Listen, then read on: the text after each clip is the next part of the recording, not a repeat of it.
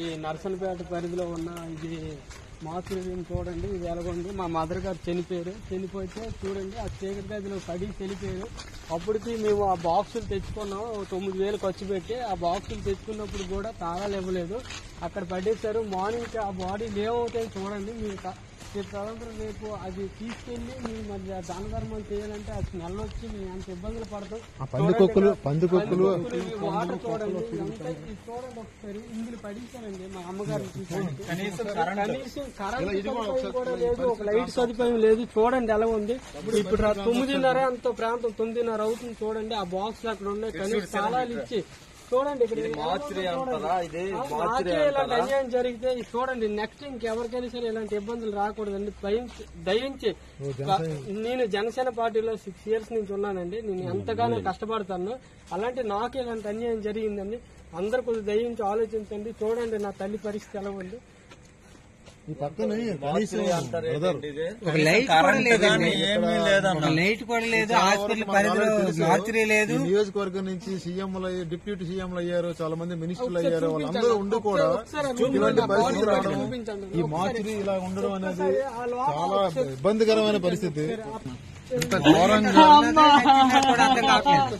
ఉంది. దీన్ని మార్చి అంటే ఎలా ఉంటుందో కూడా తెలియని పరిస్థితిలో ఉంది. ఇంత ఘోరం అనేది ఎక్కడ చూడలేదు అసలు. ఇది మార్చిలు అంటారు, పరిస్థితిలో ఉంది. మేము ఇన్ని ఏర్పాట్లు చేసుకుని అక్కడ లావేరు మండలం నుంచి వచ్చి ఇక్కడ ప్రేజర్ బాక్స్ అరేంజ్ చేసుకుని ఇక్కడ మేము టెంట్ వేసుకుని బయట ఉందని ప్రయత్నం చేస్తే ఎవరు హాస్పిటల్ సిబ్బంది కానీ ఎవరు కూడా స్పందించలేదు. కనీసం దయచేసి ఇటువంటి సిచ్యువేషన్ మళ్ళీ రిపీట్ అవ్వకుండా ఎవరికి అంటే అందరికీ బాధ ఎప్పుడు ఉంటుంది. ఎవరికైనా మనుషులకు ఎటువంటి ఇబ్బందికర పరిస్థితులు ఎదురైనప్పుడు సహాయం చేసే వాళ్ళు లేకుండా కనీసం ఈ సిచ్యువేషన్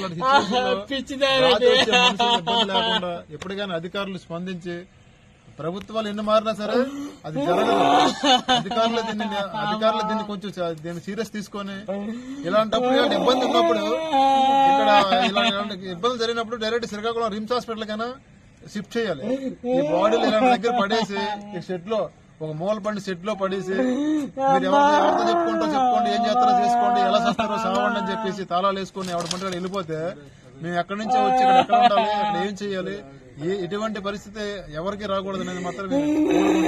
అలాగే ఇప్పుడు ఇక్కడికి వచ్చి మేము ఇక్కడ రాగానే మొట్టమొదటి రాగానే మేము చాలా మంది ప్రయత్నం చేసినప్పటికీ ఎవరు స్పందించలేదు. అలాగే మా నియోజకవర్గ ఇన్ఛార్జ్ విశ్వచైన్ గారికి మాట్లాడగానే వెంటనే ఇక్కడ ఇన్ఛార్జ్ అయినటువంటి ప్రవీణ్ అన్న గారికి వెంటనే కాల్ చేసి మాట్లాడారు. ఆయన సాయంత్రం 6 గంటల నుంచి ఆయన ప్రయత్నం చేస్తూనే ఉన్నారు. ప్రేజర్ బాక్సుల విషయంలో గానీ, తాళాల విషయంలో గానీ, పాలన విషయంలో గానీ. ఈ మార్చరీ అంటున్నారు, కరెంట్ లేదు. కనీసం కరెంట్ లేదనే విషయాన్ని కూడా అధికారులు గుర్తుందో లేదో తెలియలేదు.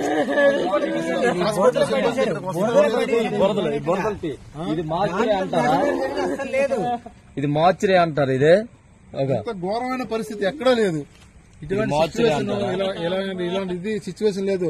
సరే, ఆయన ఎంతో ప్రయత్నం చేసినప్పటికీ ప్రవీణ్ గారు కనీసం ఎవరు రెస్పాండ్ అవ్వలేదు.